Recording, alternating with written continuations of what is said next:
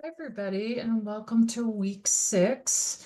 I hope you have found the last few weeks to be okay. I apologize for some of the kind of miscommunication around many of you were not able to print the certificate from the Iris module. I don't know what happened. It seems like there was a glitch maybe because a lot of you were able to upload that certificate, but don't stress about it.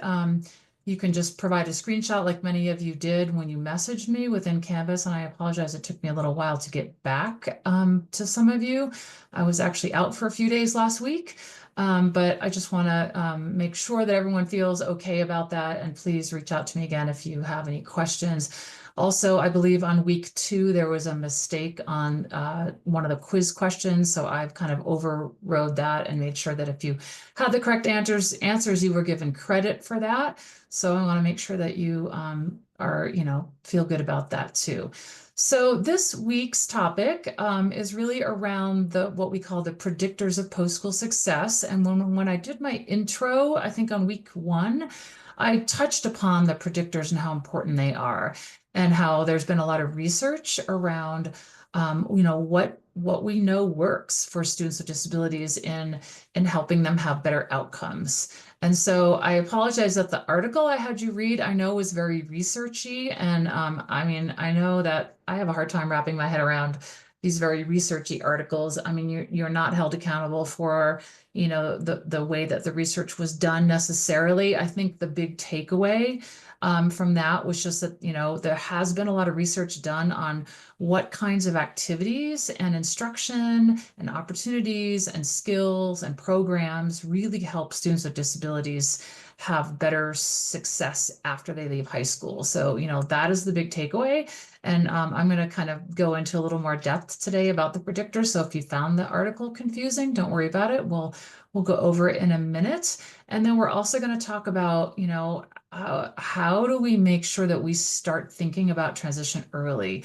And I know sometimes that's difficult because, it's hard to talk to parents when their child is only 8 years old and we're starting to talk about like their success after high school. But it is important that we kind of understand the important skills and activities and experiences a student should have so that they can have a better post-school outcome. And if we wait until high school and we wait until the last year of their educational experience, we can't possibly like cram in all of these activities and skills, right? It really needs to kind of be done incrementally and lots of opportunities for practice for all of these important skills that students need to be successful adults. So, that's really what we mean about starting early. And so I'm going to share with you, I think, a tool that we created with the help of some of our college partners on what some of those really important skills are that we should start to think about as early as preschool and what that looks like, what's appropriate for a preschool around something like self-advocacy, right? Like we can actually start teaching those things and provide lots of opportunities for students to practice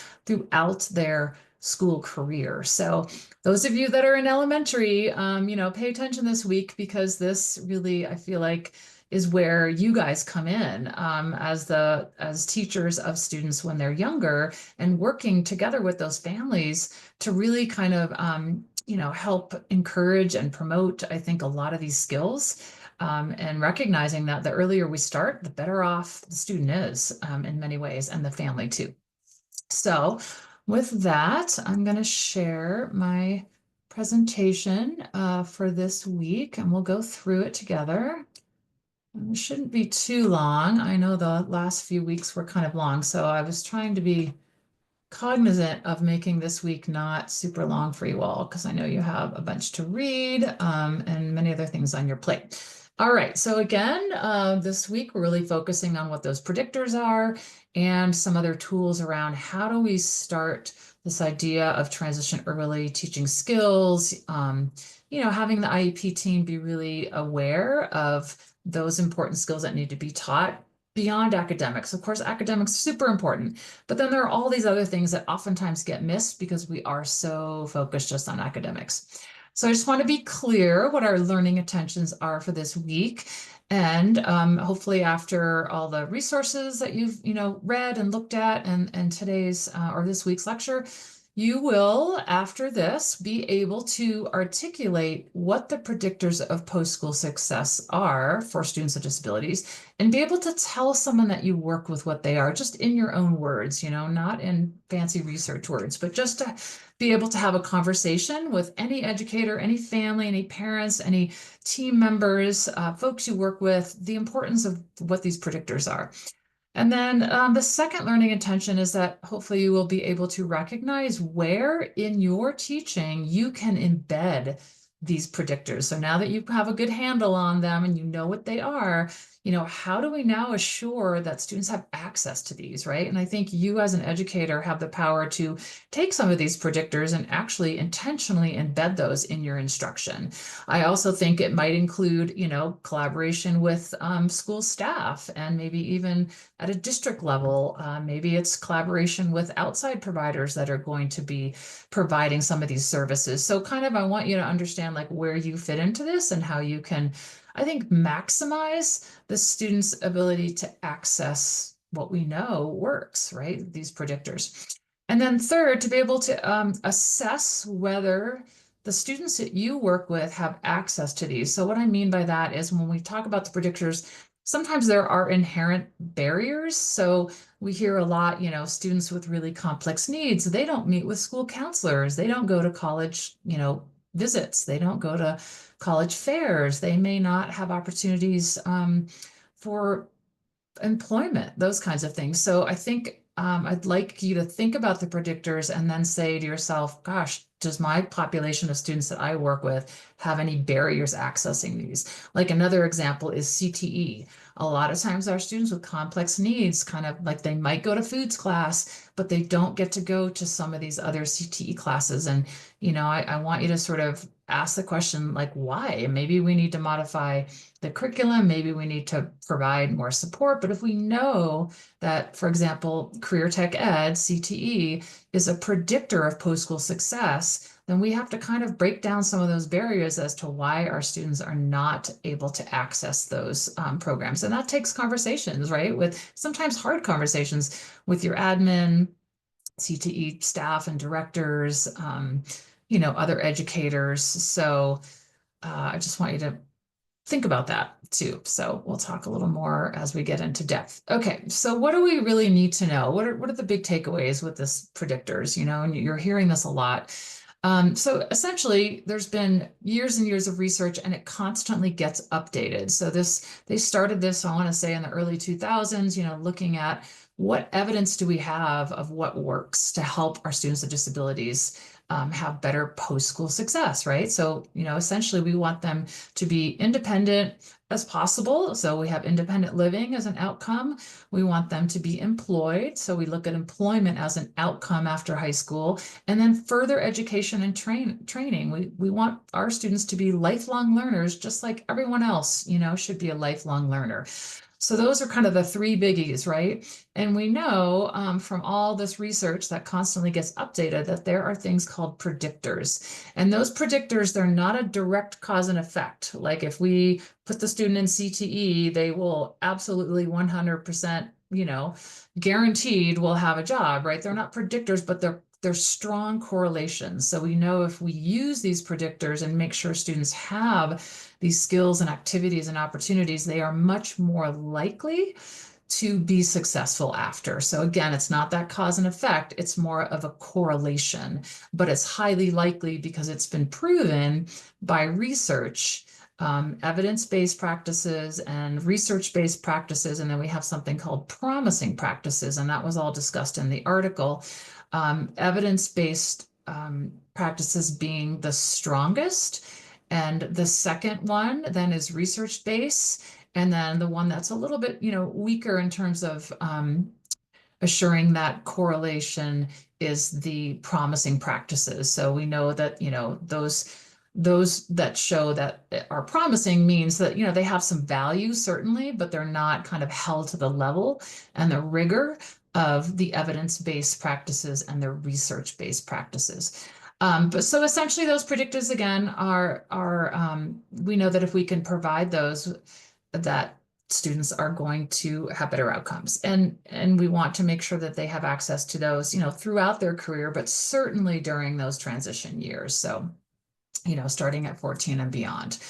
All right, so, what does this mean? So hopefully we remember from the article what some of the predictors are. I did share them on week 1. I think I may even have added them again when we went through the whole IEP transition process, because predictors are huge, and it's kind of our mission at the State Board of Education that everybody, we say the word predictor and everybody knows what they are. We want special ed teachers to know what they are. We want administrators, we want school counselors, we want gen ed teachers, parents. If everybody can really know how important these are, then I think we're going to have conversations around these at IEP meetings and beyond, when we look at like how programs are structured and ask ourselves, well, are our students having full access to these, and are they getting instruction? So just take a second to kind of say to yourself, how would I define the predictors? If I was going to tell my colleague tomorrow morning what they are, what the predictors are, how would I explain that? So, you can pause the video, think for a minute, like, can you, in your own words, articulate what they are? Because I think that's important. If you can share these with all the folks that you work with and all the stakeholders, and put it in terms that they can understand, that's super important. Research is important, but we don't have to kind of get into the weeds of the details. But I think we have to understand the takeaways of the research, and really how do we make it useful, right? Like, there's all this research out there, but it's kind of useless until we can translate it to families and educators and IEP team members, so that it makes sense and it's useful. So I think, that is kind of the big takeaway here. Okay, so again, just to be super clear, what are the predictors? They are in-school experiences. So they're things that we provide students. So it could be skill development. It could be just an activity. It could be programs, like Career Tech Ed, for example. It's a program. So it is kind of all of those things. It's actual skill development on an individual level. It's access to programs. It's actual activities like a work-based learning, like a job shadow, those kinds of things. Career interest inventories. So think of those things as activities. And what those things do is they help prepare students for success in further education, like I just mentioned, employment, and independent living after high school. So it's like, why wouldn't we want to do this, right? I mean, our job is really obviously to help students succeed, in school and year month by month, year by year. But I think the bigger picture is the whole intent of school, really, and the intent of IDEA as a law is to help prepare students with disabilities for success in these 3 big areas. So if we know what works, then we need to pay attention to this and make sure that these things are being implemented for every student. So we know that the predictors increase the likelihood of improved outcomes. So, I mean, why wouldn't we want to do this, right? We want improved outcomes. Okay, so I think y'all have seen this list before. I did embed this in my first week when we kind of just did that like high level view of transition overview. There are 23 of these. And the ones that I've highlighted here, we kind of say are like the biggest bang for the buck, super important in terms of, again, those positive post-school outcomes. And I do want to mention the asterisks. So there's like a double asterisk there that says EBP. That stands for evidence-based practices. So you can see that Career Tech Ed has that double asterisk. And essentially that means that has evidence-based implications for further education and training. So that's a really strong indicator that CTE is super important, and it predicts that a student will have success in further education and training. Now, the ones with 1 asterisk, so that's goal setting and inclusion in general education, that is a research-based practice. So, strong evidence, but a little bit less than that evidence-based practice. So we know that goal setting is super important. And we know that if students are included in general education classes, they're going to have better outcomes in all 3 areas. They're going to have more success in employment after high school, more success in further education and training, and also in independent living. So, and I think, the reason for this is if we have students in gen ed, there tends to be a higher expectation. They also have their non-disabled peers as kind of models, right? They're learning probably a lot more from a content specialist teacher in science or ELA or math. That's going to prepare them better for what they, need to go on to college or tech college or whatever the post-secondary education and employment that they'll be engaging in. So really strong indicator. And a lot of times, we tend to educate students with disabilities in separate classes, maybe because they have that label, right? But we have to keep in mind if we can make sure that students have access to the general core curriculum and they're actually learning those general core standards from a gen ed teacher with support and modifications and accommodations and all those things, they're going to have better outcomes. So that's just an example of that. Anyway, it's kind of, it's quite a long list. Like I said, the ones that are highlighted, we like to say have the most bang for their buck. So in other words, these are really important indicators. So we are predictors. So we really want to pay attention to those. So I would say, before you develop a student's transition plan, before you actually sit down and have the meeting, maybe print this up and have this in front of you.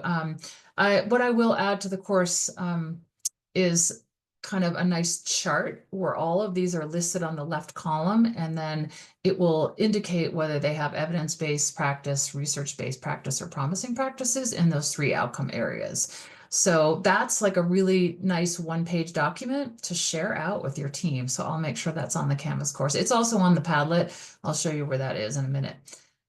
Okay, so I want you to think about, now that you've kind of seen those predictors, identify experiences from that list that you had transitioning to adulthood. So what helped you transition, from high school to that post-high setting, whether you went straight to college or whether you worked first or maybe you did both? And how might your life have been different if you didn't have access to some of these experiences? So you can pause the video or you can just, keep it on and think about that. But like for me, it's been a long time since I transitioned from high school to college, but I look at this and I'm thinking to myself, okay, I always had the expectation. So parent expectations is on here. I always had high expectations from my parents. One, that I would go to college. The other, that I would work. And I think I started working at age, oh gosh, like 13. I started working on a farm, and then at 14, I worked fast food. And so there was always that expectation that I had paid employment and work experience, right? And I had that parent expectations. I also had, when I look at like program of study, and that's that individualized like coursework that a student, has through their career in high school.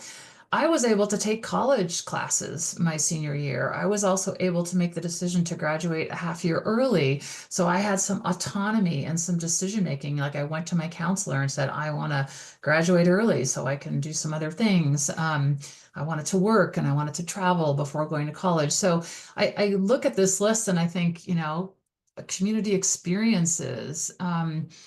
I did a lot of independent things in the community, right? So I think about your own experience, look at this list and then say like, wow, imagine if you didn't have these opportunities or you didn't have these expectations or you didn't have the self-determination to make decisions. How would your life be different today? And I think sometimes with students with disabilities, we just think they're not capable of making decisions, or oh, we'll wait until they graduate high school before we expect them to work, for example, or, take the public transportation around their community. So I think it's really important that, we look at this and say, are we giving students with disabilities all of these opportunities? And are we having these high expectations? And, it's another reason why the predictors are so important. So, once you reflect on that activity, maybe then think about, your students, do they have those same opportunities? Okay, I wanted to also be really clear that, let me go back one second. So some of these predictors are really like obvious and self-explanatory, and some of them are kind of like, what does program of study mean? What does technology skills mean? What does a transition program mean? Some of these are confusing a little bit, right? They need more definition.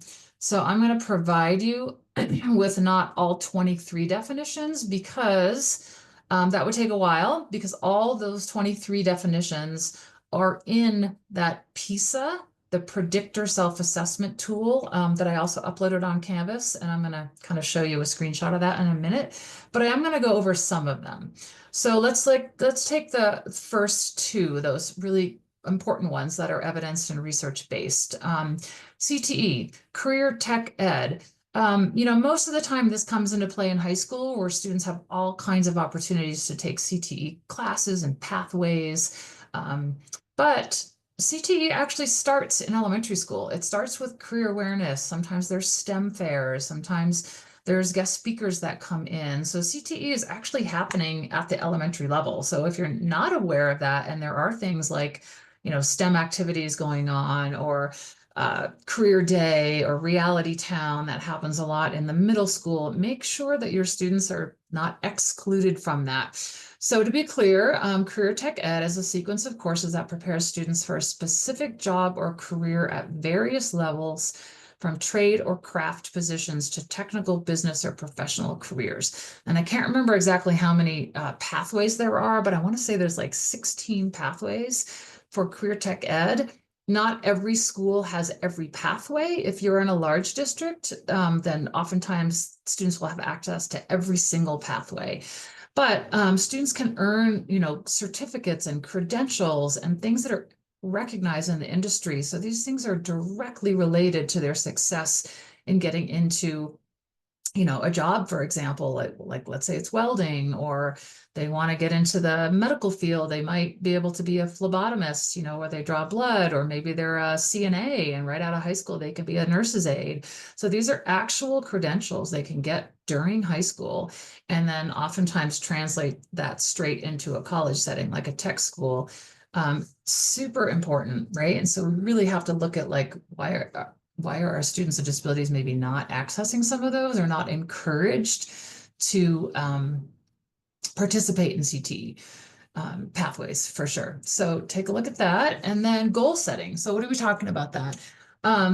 Refers to development individually and self-determined short and long-term goals for the future. I think it's so important that, we all set goals, whether we write them down or have them in our brain, right? And sometimes they're just to get through the week, through the day. And then we have our long-term goals, to finish degrees and those kinds of things. It's super important that students are involved in that goal-making process also, that they set for themselves, daily goals, weekly goals, monthly goals, that they're involved in their IEP goals, their post-secondary goals. So goal setting is an important thing to teach, and have students like assess themselves, where's their progress in a goal. And, sometimes we think we forget to include them, like we set goals for them, but we don't really include them in the process. So very important predictor. All right, let's look at two other ones. This one is inclusion in gen ed, and I already kind of talked about that, so I won't talk about that a whole lot more. I think that's pretty straightforward, what inclusion looks like. Being in, that gen ed setting with their non-disabled peers. And then huge parent expectations. And I talked about this in week 1, right? Like parents oftentimes will look to you as a professional as to what's possible for their student. So you have some power over parent expectations. I mean, sometimes parents come with their own, sometimes they have really high expectations, sometimes it's the other way around. But again, it's that set of beliefs that parents have about their child's capacity and potential, right? And I think if they just hear negative things, or they just, we focus on deficits, they're not going to have very high expectations. So, I think part of our job is really to help raise those expectations. But those have a huge impact. I read a statistic once that said that, like, it's not skill level necessarily that determines whether a student will go to college, it's the parent expectations. So if parents know that it's possible for a student with an intellectual disability to go to college, that might then be the expectation. And how great is that, right? If we can get our parents to really be on board with, their child's further education, no matter what their disability. So think about that. All right, we're going to look at a couple more. We're going to look at paid employment and program of study, because those, again, are those very strong predictors. So when we're talking about paid employment, we are specifically talking about working out in the community, some sort of a business or an organization. It could be a customized job. It could require that the student have support, but they are always competitive pay. It is always at least minimum wage or higher, and it is directly to the student by the employer. So in other words, they're not getting paid by the parents or, like someone else, right? It's not like a volunteer situation. It is actually like directly working for an employer. So just to be clear about paid employment. But then there are other, types of work experiences leading up to paid employment that are also really important. And those could be things, like job shadowing, where a student just goes to a business and that's set up by possibly an outside provider or VR counselor. Maybe you're setting that up. Maybe CTE is setting that up. And they can go and shadow a person at their job for, several hours or a day to see what that's like. It could include internships, paid or unpaid. It could be apprenticeships. It could be, job sampling, or sometimes we call that job tries, where a student, goes into a business and for 3 months and does a job try, maybe a couple of days a week to see if that's a good fit for them. So all of that goes under work experiences. All of that's super important. We want to make sure students have access to that in high school, and we're not waiting until they leave for that to happen. And then a program of study, the definition of that really is that individualized set of courses and experiences and curriculum designed to help students' academic and functional achievement, to help them reach their post-secondary goals. So in other words, we want to make sure that the courses that a student is taking is super individualized to their interests and their goals for after high school, and that it isn't a one size fits all. Just because a student might be in a essential elements classroom, doesn't mean that their schedule should look like all the other students that are in that classroom, right? It needs to be individualized. So think about that program of study concept. Okay, I'm going to go through two more. Self-advocacy, self-determination, and youth autonomy. So, and I've hit on self-advocacy a ton, and we are going to continue to, especially when we talk about student-led IEPs, because we know no matter how involved the student is, what their disability is, what their limitations are, the more that we can have a student be self-determined and be a self-advocate and kind of be that change agent, where they have autonomy over their lives. Even if it's a student that can't use verbal, communication, there's ways that we can teach choice making. All of that's super important. So let's be clear again that self-determination, self-advocacy is the ability to make choices. And that's where we start, right? Like we can't just expect a student who hasn't had a lot of experience making choices to all of a sudden like lead their IEP, or all of a sudden, tell their student or their teacher what their accommodations are. Like this is a process, right? We start with simple choice making.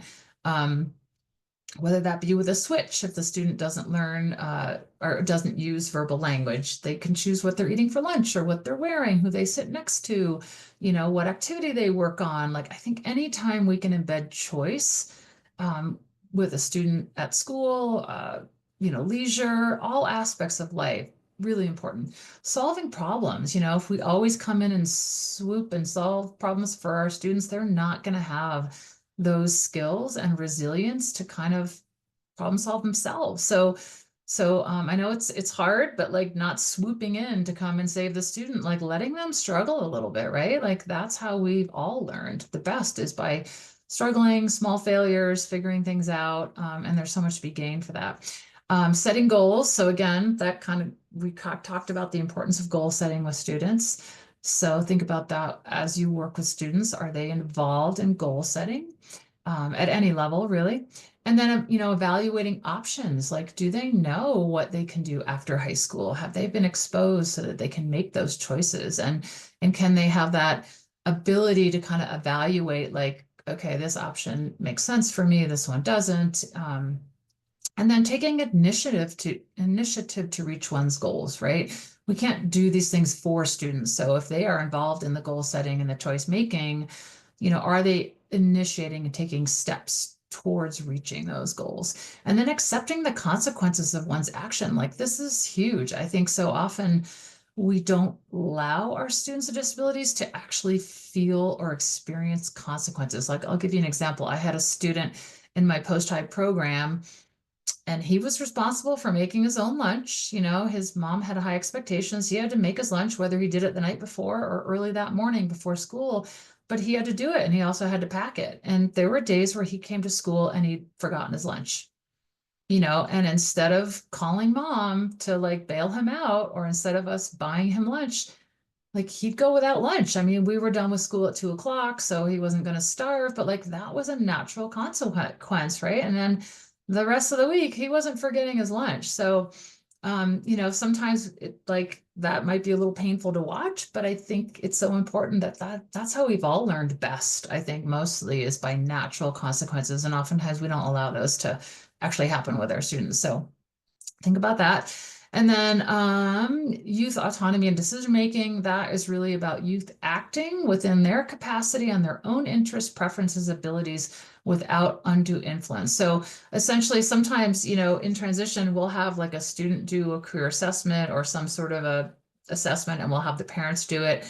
And then, we talk about post-secondary goals, and oftentimes students and parents don't like their vision of what the student's future isn't the same, right? But we want students to have that autonomy and that decision making and be kind of, a strong voice in their future. So that really is why we want to foster that. And I think you have to work with parents to also say like, this is their decision, right? This is their future.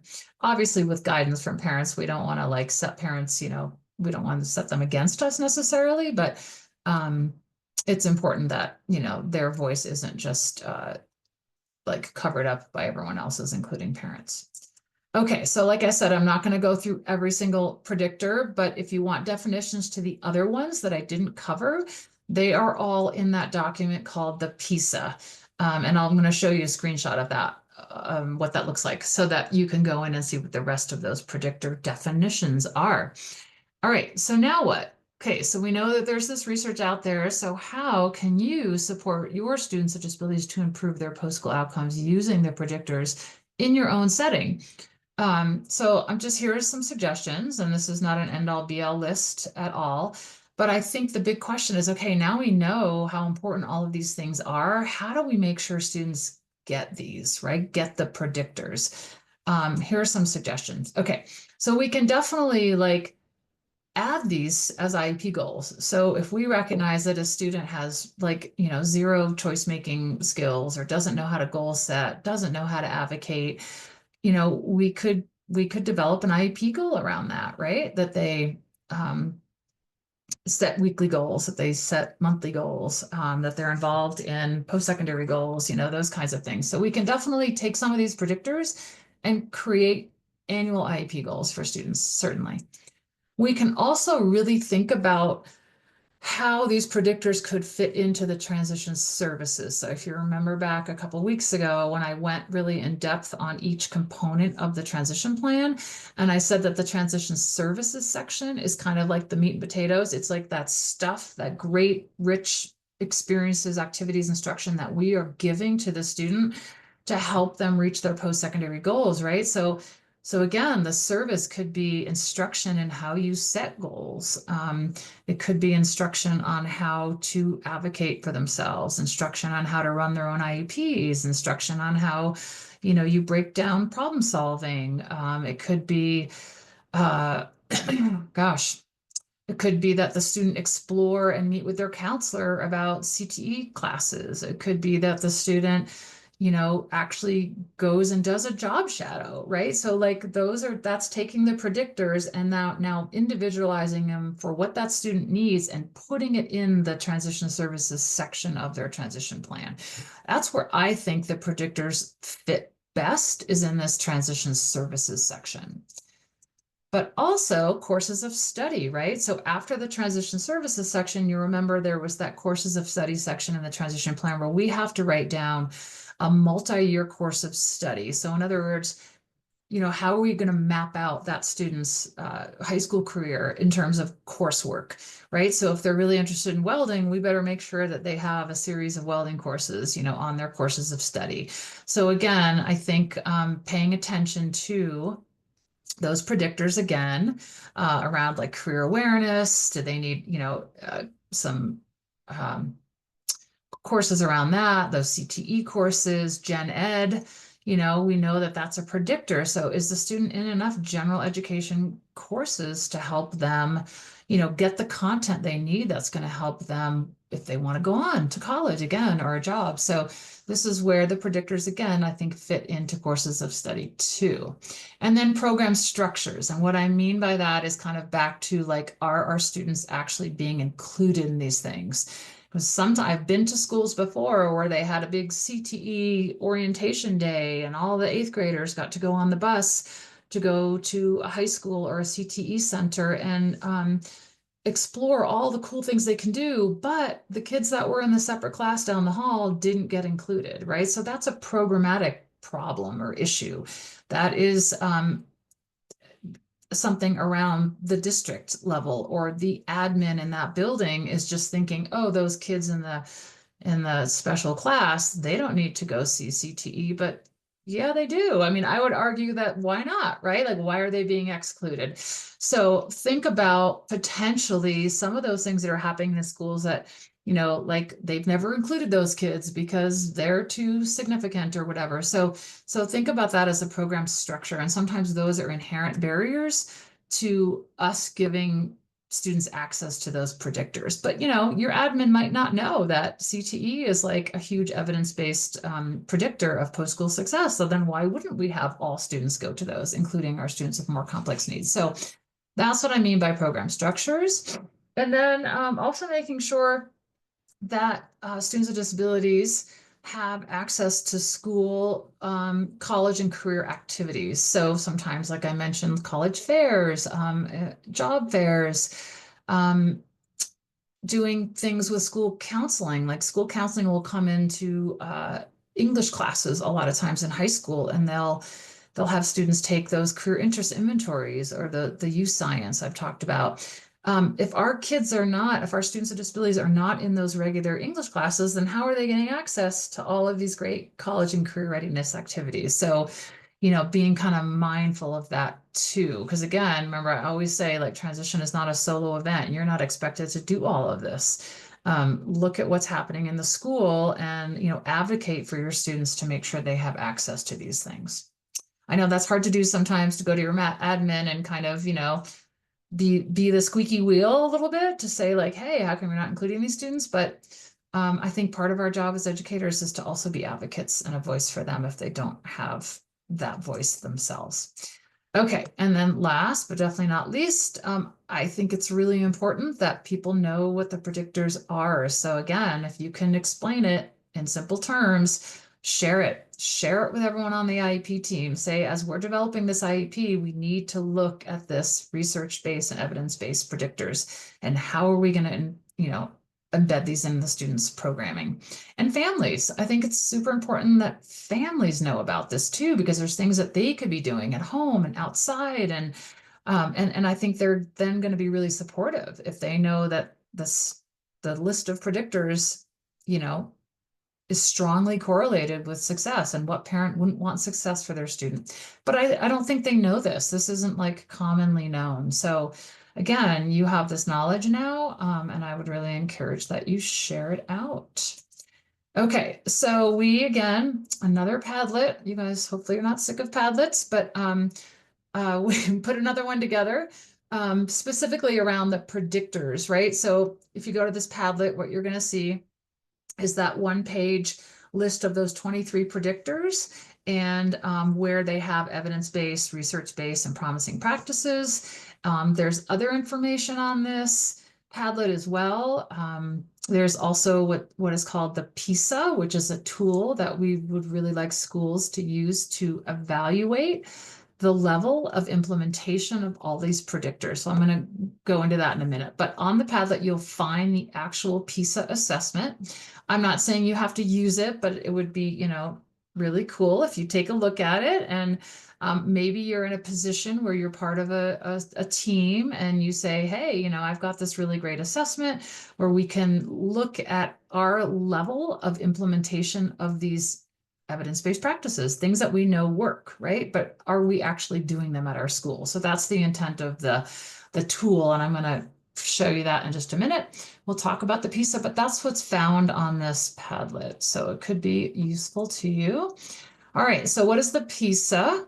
The PISA is basically taking those 23 predictors, kind of breaking them down into a document, and they're like an assessment. So I'll show you a screenshot in a minute, but the idea behind this is like, okay, so if we know that all these predictors really increase the likelihood of student success, then how do we determine whether our school or our district or, our team or whatever are implementing these, right? So it's a systematic way of a team to sit down together and go through this. It's a pretty large document because it's got those 23 predictors, but I would say like that's too much to do in one sitting. But maybe you just pick three, like CTE, for example, maybe career awareness and paid work experience, something like that. And you just choose a few of those and you sit with a group of stakeholders and say, okay, like, are we doing these things at our school? Do students with disabilities have access? And it breaks it down because it asks you questions of the level of implementation and the evidence that you have for that implementation. Um, so let me show you what a screenshot of that PISA looks like. I'm not asking you to implement this. You don't have to do it. I just really want you to be aware of it because I think it's a really great tool. So each section of the PISA starts with one of those predictors. So this one says career awareness, and then it defines it just so that everybody in the team understands. So career awareness is learning about opportunities, education, and skills needed in various occupational pathways to choose a career that matches one's strengths and interests, right? And so often students just have no clue how their interests and strengths align and match with careers, but they also haven't had a lot of experience, like knowing what careers are out there, understanding their strengths and what's valued, in the workplace with their particular strengths and interests. Okay, so let's say your team sat down and decided, okay, we're going to assess the level of this idea of career awareness is being implemented in our school.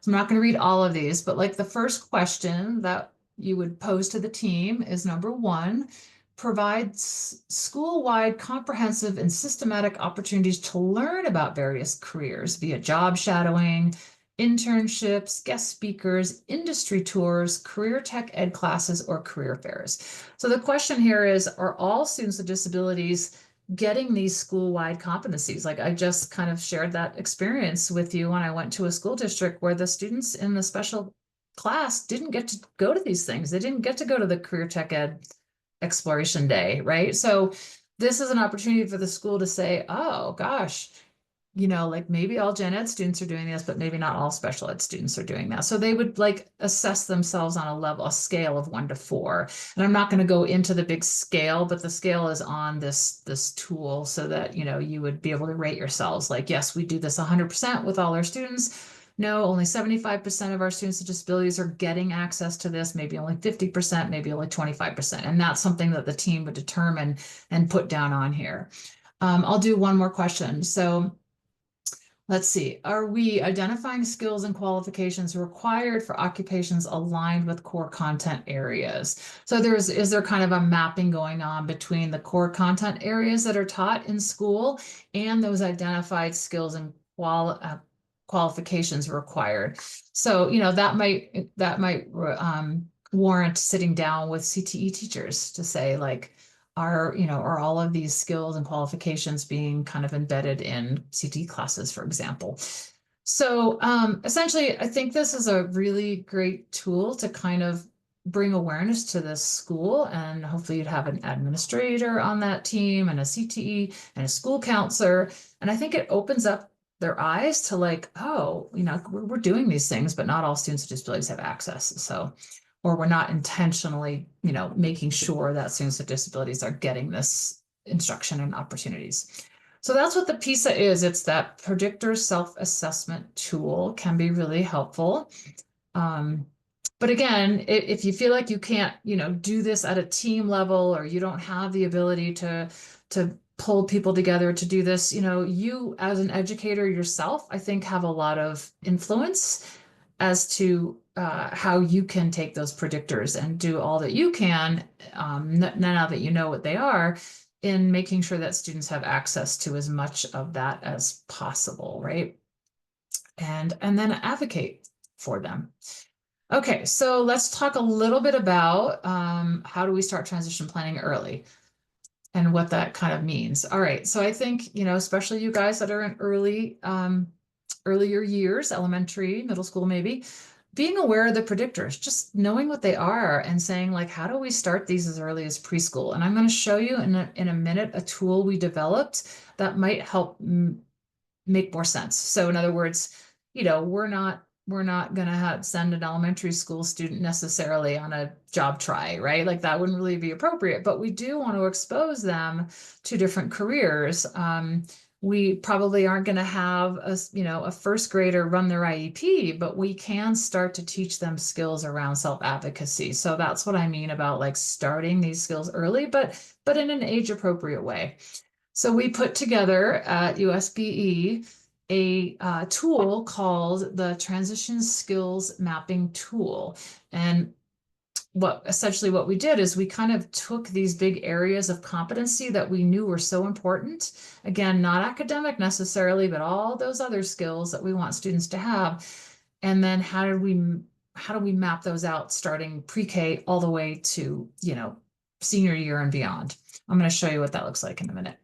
So be aware of that tool and share that tool. And I think use that tool with your team, your IEP teams, but also with parents, because the intent of us making this tool was that we hope that educators would look at it and use that in their IEP development, their programming, what they're teaching students, and also share it with parents, because it's so important that parents are on the same page and are teaching these skills at home, encouraging these skills, allowing practice for these skills. So I think we can't do it without the help of parents. Okay, sharing the predictors with IEP teams and families. I think I already mentioned that. And I'll upload that one-page document that's really easy, I think, to look at and understand what the predictors are and how important they are. So that's a nice tool to help share that information with your colleagues and parents. Okay, so back to the transition skills mapping tool. You'll see that there's some of the things on here directly relate to the predictors, right? This isn't research-based. I just want to point that out right away. This is not based on research, but how we came up with this is we met with colleges and we met with college programs where students with disabilities attend. And we're talking students with intellectual disabilities, autism, learning disabilities, like all of it. And we said, what are the skill gaps that you're seeing when students arrive on your campus? So in other words, what are those deficits? What are they missing?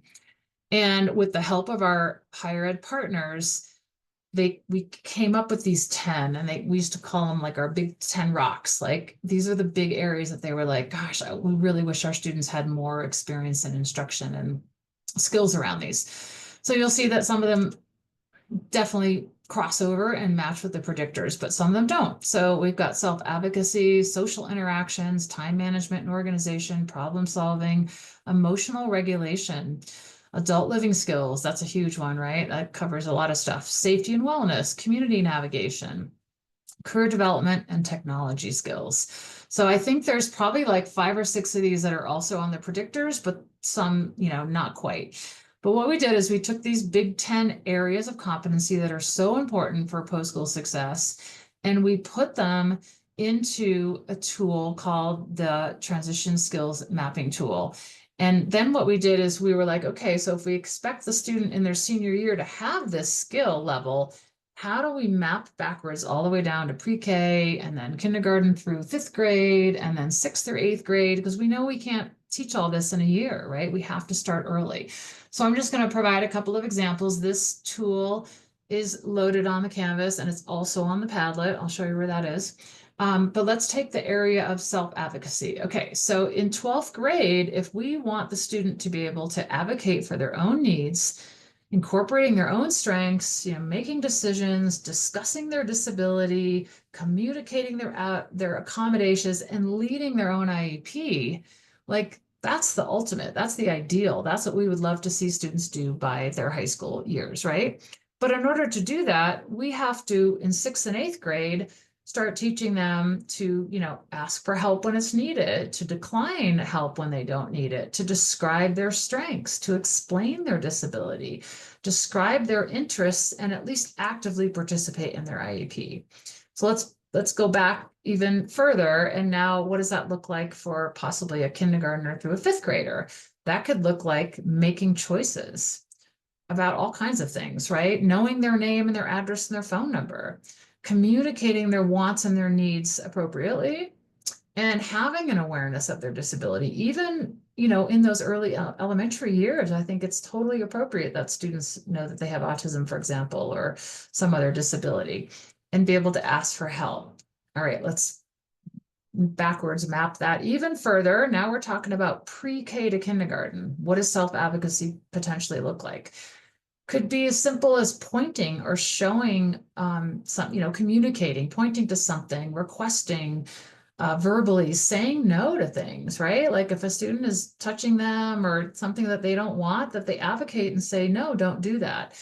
And expressing their preferences, expressing what they like, what they prefer, whether it's a quiet place, whether it's, to play outside, whether it's to read a certain book. So this is just an example of how we don't just teach self-advocacy in high school. We want to look back. So my hope is that you'll use this skills mapping tool possibly as a tool to kind of assess. So in other words, like, are your students doing this right now? So maybe you're working with a seventh grader and they don't know how to ask for help and they have no idea what their disability, then maybe that's the focus for that seventh grader, right? So you can kind of use it as a tool to sort of say, like, where is my student now? And what is that next step around self-advocacy that we need to teach them and allow them to, practice, and same with the parents. So I think this tool can be used a lot in IEP development, instruction, how you, embed some of these skills in your day with students.